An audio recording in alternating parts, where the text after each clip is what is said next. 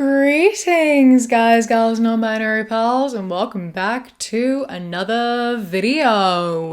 I realized it had been a minute since I have done a short fun video, and so today I wanted to bring you a short fun video, and we use fun loosely here on this channel. Fun means a whole bunch of different things depending on the day that it is. For today's short fun video, I thought we could go through a subreddit that I've not gone through before, but that was requested of me, which is r/OffMyChest, which is basically just a place where people come vent. Essentially, they come and they just share something. It can be good, bad, or ugly. You never know what you're gonna find here, and so thus it fits the box for all the different types of fun. And you will see what I mean when we get into it. Buckle up, and I hope you enjoy. And if you do, please do not forget to leave a like, comment, and subscribe. I am so close to hitting 500k, and I would so love to get there soon. So please do help me out and hit subscribe. It is also the best way to help the channel. The algorithm has been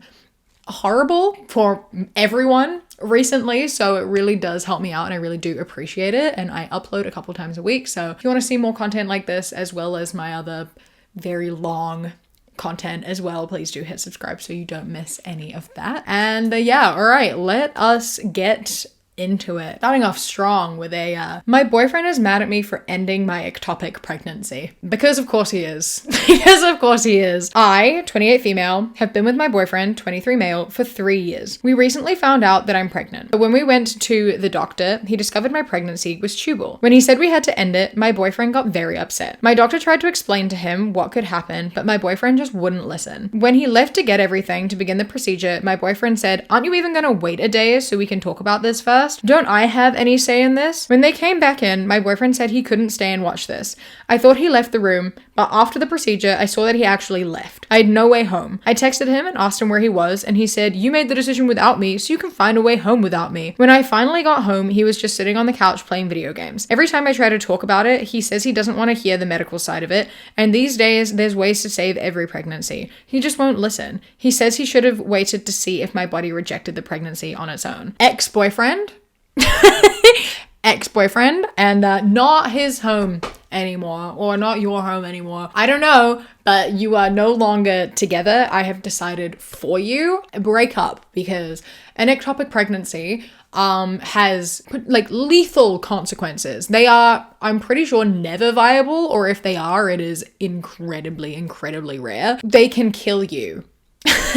And do, like, if not kill you, like irreparable damage. Like, you cannot carry on with an ectopic pregnancy. And I love him being like, "I don't want to hear the medical side of it. I should have had a say." The medical side of it is get an abortion, die. Like, what do you mean you don't want to hear the medical side of it? Either like the fetus dies and your girlfriend does, or like just the fetus does. Like, there's not really any other option here. There's always a way to save the baby. No, there's not. And even if it was, like, the chances of it going through, like, I just don't understand how you could sit here and being like, "I don't want to hear the medical side of it. I should have had an opinion." I don't think you should have. I don't think you should have had an opinion. I think in general, when it comes to pregnancy and abortions and such, that is entirely on the person who is pregnant in the first place. But in a situation where it is an actual medical emergency, it is even less so. Like, your opinion is even less valid as the not pregnant person, because your life isn't in danger. Her life was. And if your thought is like, "But I want a baby," you could just accept that this wasn't it and try again. But now, instead, find a new girlfriend. Actually, don't. I actually don't want you in a relationship with a woman, because you clearly don't give a shit about her and just view her as a baby making machine. And you don't deserve to be in a relationship with a woman, because fuck you. I think just an interesting one to follow up from that is this is different, like a different thing, but it's got like there's a little bit of crossover in terms of being about women's health, and this is it. Something happened yesterday that changed my view on women's health. Yesterday, during one of our classes, we had a group presentation. While waiting for our turn, I noticed that one of my group members, who's a female, suddenly became tachycardic, started breathing rapidly. I asked if she was okay. She explained that she has chronic sinusitis and usually breathes through her mouth because of congestion. After our presentation, she sat down and her face was red, and she was clearly struggling to breathe. I asked again if she was okay. She looked at me while crying silently. I took her outside and tried to calm her down, but she was extremely tachycardic and told me I can't breathe and that her hands and mouth were tingling, which happens with rapid breathing, by the way. I called the nurse and the first question she asked was, "Are you having a panic attack?" The girl said no and mentioned that she has sinusitis flare-ups, but the nurse proceeded to say, "It's okay, maybe this is your first presentation of a panic attack," and continued asking if she was feeling stressed or struggling mentally. Keep in mind, the poor girl was literally out of breath and saying she felt like she was going to faint. I was like, what the hell? I told the nurse, "Can we please check her vitals? She has a sinus infection. This could be something serious." After about 15 minutes, the nurse finally checked her vitals. Her temperature was 39 degrees Celsius. Her blood pressure was 150/95 and her pulse was high. I immediately offered to drive her to the ED with one of her friends because I knew this clearly wasn't a panic attack. And guess what? She was later diagnosed with SIRS, which could have progressed to sepsis if we hadn't acted quickly. As a guy, the situation made me truly reflect on how women's pain is dismissed or labeled as emotional response rather than a legitimate medical concern. The sad part is that this bias came from another woman. I genuinely doubt the nurse would have said the same thing if it was a dude. No offense to those who experience panic attacks, they're absolutely serious as well, but my point is that women's pain and health issues is too often misattributed to psychological causes instead of being investigated as a result of a possible pathological process. Edit, I didn't expect this amount of women experience with healthcare system. Some of y'all stories are crazy. Also, I just did what any decent human being would have done. This is one of those ones where it's like, I'm so glad you realized this, but also I feel like you shouldn't have to experience it and watch it happen to know that it happens, considering we talk about it all the time. Like, I feel like this is kind of one of those situations of being like, women have been saying this for years and men don't believe it until they see it with their own eyes. It's like, oh, they weren't lying. That is actually a thing. Now that I've seen it, I believe it. I thought it was all bullshit before I personally witnessed it myself. I can't take a woman's word for her word. I have to actually see it happen to believe it. But that's an issue in itself. I'm glad at the very least he now does know. I'm glad that he, advocated for her upon realizing what was going on, like, unfortunately sometimes having a man be an advocate in so many situations does in fact make a massive difference, as we see here. God, yeah, it's horrible and it's frustrating, the amount of like medical misogyny that exists and the fact that a lot of it does in fact come from other women. Like, I think that as well as women, a lot of the time, because we're so used to being treated that way, like a lot of the time we wouldn't even clock that is what's happening. It's like, oh, are you having a panic attack? Oh, that's what's happening. You kind of go, oh, maybe that is what's happening. Even though like, but you're kind of being like gaslit. And so you kind of end up being like, oh, maybe I am over exaggerating. Maybe this is nothing. And then you get sepsis and die, like it's such a frustrating thing. And yeah, they take men so much more seriously because like women are weak and we like over exaggerate our pain and that sort of thing, which is why it's even worse for like Black women because they are treated like horribly by the medical system and like the way they're treated about pain is just absolutely abysmal. And so there's like steps to how the ladder as to how you're treated and mistreated and like when pain and things is taken seriously versus it's not. And like when a man reports being in pain, they're like, oh, you must really be in pain to be letting us know. When a woman does, they're like, you just exaggerate everything. It's all in your head. It's all in your head. Have you tried losing weight? Like, then that's just how it goes so often that we like, I think it's not really been properly called out until recently that I've seen, because so many women just think that that's what happens until they hear stories from men or they go and see a doctor with a man and like they actually physically like see the difference. And I know I just said before, like you shouldn't have to see it to understand, but men aren't out here being like, doctors treat me great. They do this and this and this. And like us not believe them when they say like they don't have any reason to talk about it because they know that's what's, you know what I mean? You get me. Anyway, I'm glad that this woman is okay. I'm glad that she is fine now, and I hope that something was done about this nurse. I wish that more conversations were had in medicine to like talk about misogyny and like unlearn the biases that they have, because it does happen so often where like women are just not believed. There's been like a Twitter post that's gone around recently that was, quote retweet with an example of medical misogyny that you've experienced. And there are some horrifying examples of it. So many people have experienced some form of medical misogyny, and it can literally kill you. It can have such detrimental effects, and yet it continues to happen, and it's so frustrating and so devastating. I caught my mom reading my teenage daughter's diary. Again. My daughter is 15, sensitive, smart, and introverted. She journals almost every night. It's her way of processing the world. She trusts me to respect her space. I always have. My mother, on the other hand, we live with her temporarily, financial reasons. My mom is helpful in some ways, but she's always been nosy. I've caught her reading my daughter's diary before. I told her firmly to stop, that it was a boundary, that it was not okay. She cried, made herself the victim, and promised never again. Last week, I came home early from work and saw her on the couch reading it. No shame, no apology, just said, "You should see the things she writes. She's depressed. She needs help." I told her to stop. She said, "I'm her grandmother. I have a right to know what's going on." No, she doesn't. She broke my child's trust. My daughter hasn't written in it since. She told me quietly that she feels violated, that she doesn't even want to stay in the house anymore. We're moving next month. I told my mom she lost the right to be alone with my child ever again, and I meant it. This is a great way of setting boundaries with a parent at the end. Obviously, she didn't respect them to begin with, but like the being like, you have lost the right to be with my child alone, and we are moving out, and sorry, if you're going to see her, I'm going to be there. You can't see her by herself because you've made her feel violated. And I think that is it's so fucked up to like go through someone's personal possessions and like their journal, their diary, and like read that as though you have a right to it. That's not okay. And I feel so bad for this child, this teenager. Like, as her mother said, like that's a way of processing, and that is her space. And like to not feel safe to write down how you're feeling, to like work through your emotions is so sad. Like maybe she is depressed, maybe she is working through some stuff, but writing that down is what's helping her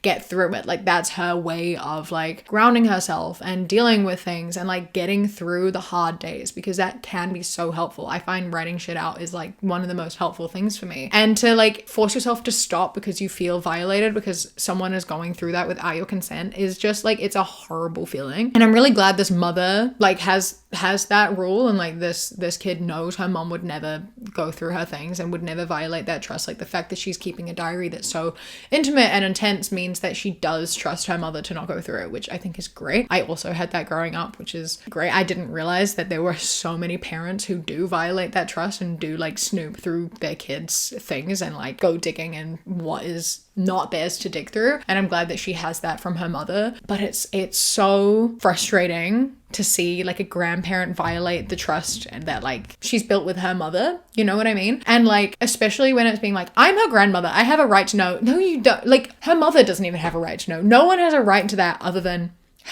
herself. You as a grandparent there's no actual rights. Like seeing your grandchild is a privilege, not a right. Having access to your grandchild is a privilege, not a right. You don't need to know anything about her. She doesn't even need to be in your life. You have to deserve that. If you're violating her trust and making her feel violated and like bad, then you are going to lose that privilege. You do not have to be in her life. She does not need you in her life. Why are you doing things to jeopardize that? If you want her in your life and you want her to trust you, you have to do things that will mean she wants you in her life and that she trusts you. And you've ruined it. So I was scolded by a nurse for getting a routine STI testing. I'm a 26-year-old male, and I'd say I'm fairly sexually active, so as a preventative maintenance, I get tested every 3 to 4 months to assure myself and my partners are safe. I get tested no matter if I'm in a committed relationship for a year or had 0 partners.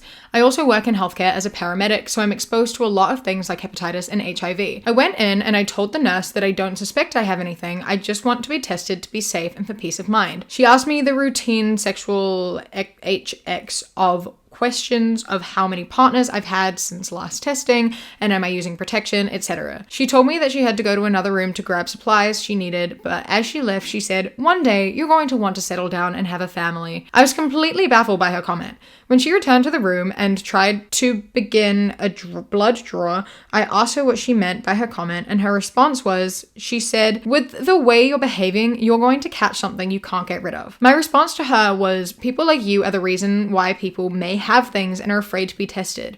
You don't know I've been sexually assaulted and want to assure my attacker didn't give me anything, so for you to pass judgment on someone who may already feel ashamed about their situation is unprofessional. She gave me an odd look and walked out of the room. Then another nurse came in to do my blood draw. I didn't see that other nurse again. It is just ridiculous for a healthcare worker to speak to someone they don't know like that. That is wild. Like you are, like, so many people do not get STI checks, which they absolutely should, especially if you are having multiple different partners.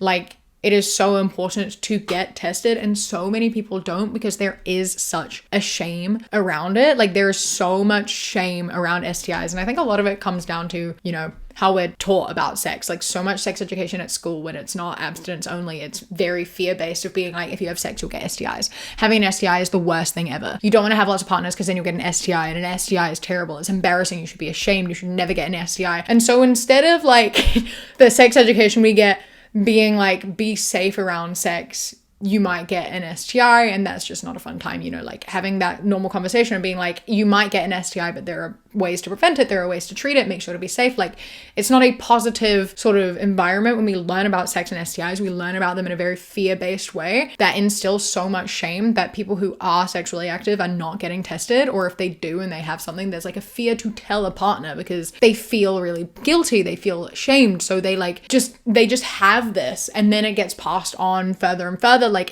there's such a terrible culture around STIs, and like the fact that it is also coming from nurses who are doing the STI tests is ridiculous. And it's so sad because, yeah, they're gonna say that to the wrong person someday. They're gonna say it to someone who was afraid to be there, who had to like overcome a massive amount of anxiety and shame in order to get there, and that's gonna scare them away from ever coming back. Like, you don't have to agree with someone having multiple sexual partners. You don't have to like do that yourself, but it's not your place to like judge someone, and it's definitely not your place to make them feel bad about looking after their health and the health of other people.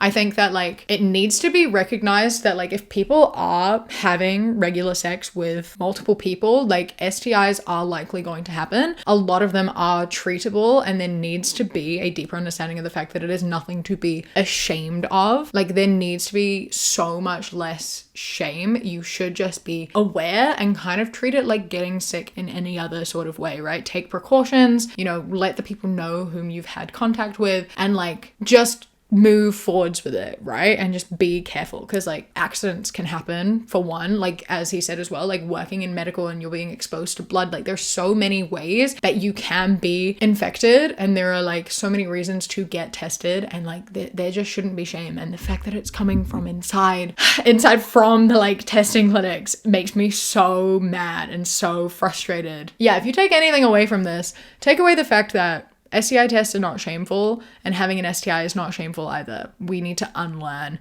that shame. Be cautious, obviously, but don't be afraid. You know what I mean? Like, there's a difference. I feel like fear instills shame, whereas caution does not. So don't be afraid, but be cautious. I fixed my neighbor's sink. 2 months later, he left me his house. I've lived in the same apartment for almost 10 years. Quiet place, mostly retirees. One of them was a grumpy old guy who never smiled and always wore socks with sandals. 2 months ago, I heard banging and cursing through the wall. I knocked and found him standing in a puddle with a wrench in one hand and a YouTube tutorial paused on his iPad. The kitchen sink was spraying water like a busted fire hydrant. I'm no plumber, but I offered to help. Took me an hour, 2 towels, and 1 trip to Home Depot. When I finished, he just grunted and said, "Huh.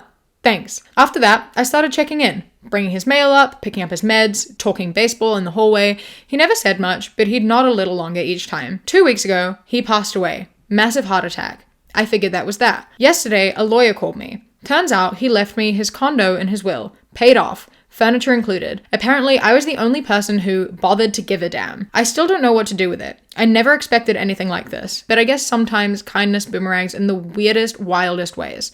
Anyway, be nice to your neighbors. You never know who's watching or what they'll leave behind. This is a really cute story, because it's one of those ones where like, yeah, the end takeaway is like, be nice because you could get something in return, but he didn't do it for that reason. You know what I mean? Like, it's kind of like you get a reward for doing something, but you didn't do something for the reward. And I think that's like overall encompasses what it means to be a kind person. Like, you are kind because you should be kind, and you want a kind world, and you want people to feel good and loved and appreciated. Whether that comes back in a way like this or not doesn't matter. Like, it's great when it does, and I think like you so deserve that when it does, but you don't do it because you want the reward. You know what I mean? It's that whole ethical conversation that, as I've mentioned before, the whole discussion they have in The Good Place, and that I talk about a lot when it comes to religion and such. And I just think this is really cute and also kind of sad, right? Like the fact that this guy was like alone and like no one bothered to give a damn or whatever. I don't know what type of person he was that led him to a life of solitude. Maybe he was an asshole. I don't know, but clearly he was like neutral with this guy, and like, you know, he had a little bit of company at the end. He didn't die like alone. This guy, you know, he didn't really have to do anything. He was just like a decent person. He just showed some kindness and it benefited him really well, which he never expected, but like, good for him. I'm happy for him. Sometimes being kind does indeed pay off in ways that you would never expect it to. And if, you know, the motivation you need to do good things and be kind is because it might come around, then you can use that as a motivator. As I said, I don't think that's the right reason to be kind, but if you believe in karma and that motivates you to be a good person, then I mean, you can use it. And like, once you start doing that, it kind of just becomes second nature and it stops being about karma and you become an actual like good kind person. So use the fact you could get a condo to be kind, and then it'll just become a part of you as time goes on. I suppose is the takeaway from this message. Happy for this guy. Be kind, love people, spread the love, and if you are spreading the love in certain ways, get regular testing. The two biggest takeaways of this video.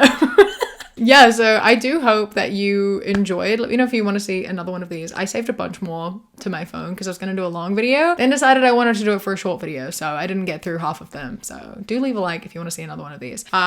Huge thank you to Make Your Week Cat patrons: Polar Bee, Sienna, Alicia, Marielle, Bree, Bay the Trucker, Chastity, Beckett, Prismatic Petey, Sushi Kawaii, Phil the Duck, Jessie, River, Queen Glimmer, Ella, Mr. Noodle, Radsack, Knitting Menace, Chris, Ellie, Alexis, and Bobby. I love and appreciate you so much. Thank you so much for joining. I hope you enjoy the rest of your day. Stay safe. Keep fighting. I love you. Mwah. When you close your eyes,